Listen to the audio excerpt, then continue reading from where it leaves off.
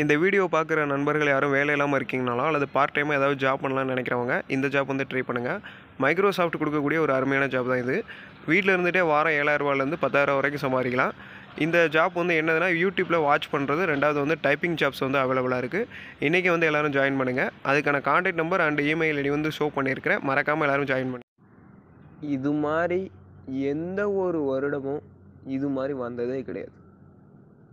வரலாற்றில் இது யாரும் பார்க்காத ஒரு வானிலை மாற்றம் நடந்து கொண்டு இருக்கிறது.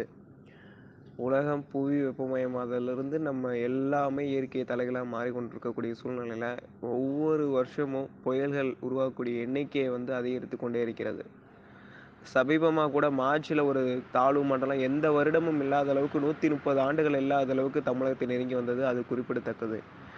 அதற்கு முன்னாடியும் நம்ம பிப்ரவரியிலையும் அதே மாதிரியான நிகழ்வுகள் தொடர்ந்து அணிவகுத்து வந்தன. ஜனவரியிலையும் அணிவகுத்து வந்தன. டிசம்பரிலையும் அணிவகுத்து வந்தன. நவம்பரில் கடந்த ஆண்டுகளில் இல்லாத அளவுக்கு பெருமழை. இப்படின்னு தொடர்ந்து வந்து இந்த சீசன்ஸில் எலினோவாக இருந்தாலும் லானினோவாக இருந்தாலும் எப்படிப்பட்ட ஒரு ஆண்டாக இருந்தால் கூட இந்த மாதிரியெல்லாம் நிகழ்வுகள்லாம் உருவாகாது. அதற்கும் இதற்கும் சம்மந்தமே இல்லை. அப்படிங்கும்போது இந்த எதனால இந்த சைக்ளோன்ஸ் வந்து ஃபார்ம் ஆகுது, ஏன் இப்படிப்பட்ட low pressures, well marked low pressures, depressions இதெல்லாம் ஏன் ஃபார்ம் ஆகணும், எதுக்கு இது ஃபார்ம் ஆகுது என்பதெல்லாம் இன்னும் ஆய்வு பண்ண வேண்டியிருக்கு. ஒன்லி டெம்பரேச்சர்னு குறிப்பிடலாம். டெம்பரேச்சர் வந்து ஹையாக இருக்குது. இப்போ வந்து இந்த சீசன்ஸில் வந்து புதுசாக ஒரு லோ ப்ரெஷர் ஏப்ரல் 6லேருந்து 10ஆம் தேதிக்குள்ளே, ஏப்ரல் 6லேருந்து 10ஆம் தேதிக்குள்ளே நம்மளை நோக்கி வரும் அப்படின்னு சொல்லியிருக்கிறாங்க. வட தமிழக கடற்கரைக்கு இணையாக வரலாம் அப்படின்னு சொல்லியிருக்கிறாங்க. கடந்த காலகட்டத்தில் நம்மளுக்கு வந்து குளிரலை இருந்தது. ஆனால் இப்போது குளிரலையோட தாக்கம் வந்து குறைந்தே காணப்படுகிறது. அதனால் இந்த மாதிரியான நிகழ்வுகள் ஒரு வேளை வட தமிழகத்தை நோக்கி வந்தால் கண்டிப்பாக சில இடங்களில் கனமழையும், ஒரு இடங்களில் பாதிப்பு ஏற்படுத்தக்கூடிய அளவிற்கு மழைப்பொழிவும் இருக்கக்கூடும் என்பதை எதிர்பார்க்கப்படுது. ஆனால் எந்த ஒரு ஆய்வு முடிவும் எப்போதும் உறுதியாக நடக்கும், இந்த ஆய்வு முடிவு வெளியிட்டிருக்கோம், இந்த சைக்ளோன்ஸ் வருது, இதனால் இவ்வளோ மழை பெய்ய போகுது, இவ்வளோ பெனிஃபிட் இருக்கும் அப்படின்னு ஒரு அப்டேட் வெளியிட்டுருவோம். ஆனால் அது எப்பயுமே ஒரே மாதிரி இருக்காது. நம்ம ஒரு பக்கம் நம்ம எதிர்பார்த்ததை விட அதிகமான ஒரு மழை பெய்யும். இன்னொரு பக்கம் நம்ம எதிர்பார்த்ததை விட குறைவான மழை இருக்கும். அப்போ நம்ம ரெண்டுமே எதிர்கொள்ள தயாராக இருக்கணும். நம்ம வந்து எதிர்பார்ப்பு இல்லாமல் இருக்கணும். ஆனால் கண்டிப்பாக இந்த மாதிரியான லோ ப்ரெஷர்ஸ் வலுவாக வருது. அடுத்து வந்து ஏப்ரலில் இது மாதிரியான வர ஆரம்பிச்சிருச்சு.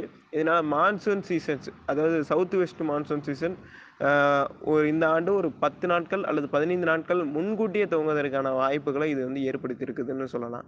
ஏன்னா தென்மேற்கு பருவமழை கடந்த ஆண்டுகள் எப்படி இருந்ததுன்னு தெரியும். ஒரு சைக்ளோன்ஸ் ஃபார்ம் ஆனாலே ஆட்டோமேட்டிக்காக தென்மேற்கு பருவமழையே ஃபார்ம் ஆகும். அப்படிங்கும்போது மேலே அதுக்கான எஃபர்ட் வந்து இப்போ ஏப்ரல், அடுத்து நெக்ஸ்ட் மந்தில் கேட்கவே தேவையில்லை.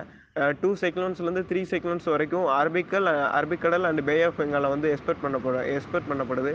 அதனால் 2 பக்கமே புயல்கள் உருவாகும்னு எதிர்பார்க்கப்படுகின்ற காரணத்தினால இந்த ஆண்டு தென்மேற்கு பருவமழை வழக்கத்தை விட முன்கூட்டியே துவங்கக்கூடும் என எதிர்பார்க்கப்படுது. அதே நேரம் பார்த்தீங்கன்னா எடுத்தெடுப்பில் தென்மேற்கு பருவமழை இந்த ஆண்டு தீவிரமடைவதற்கான வாய்ப்புகள் இல்லை.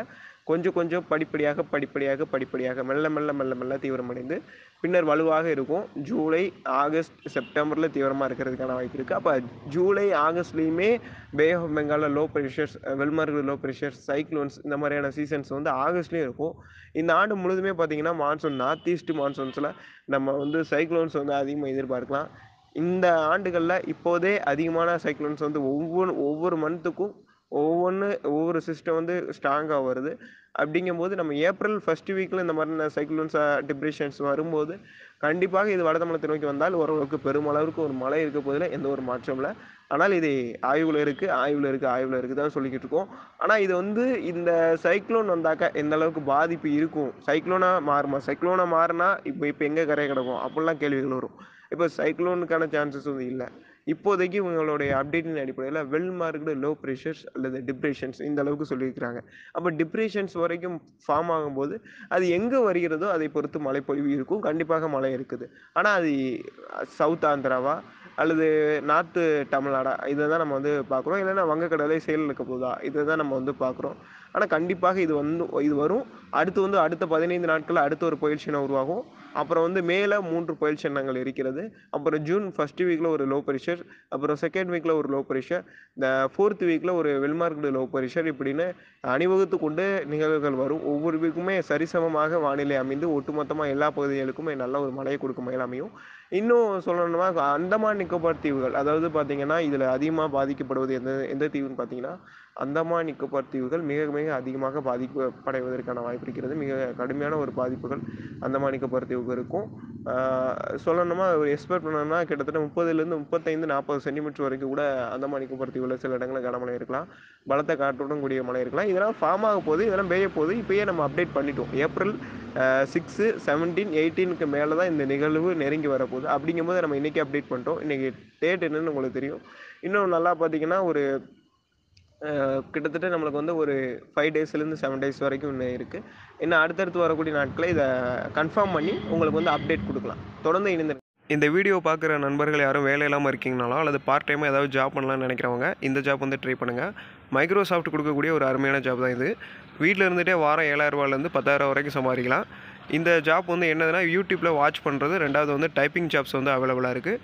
இன்றைக்கி எல்லோரும் ஜாயின் பண்ணுங்கள். அதுக்கான contact number and email ID show பண்ணியிருக்கிறேன். மறக்காமல் எல்லோரும் ஜாயின் பண்ணுங்கள்.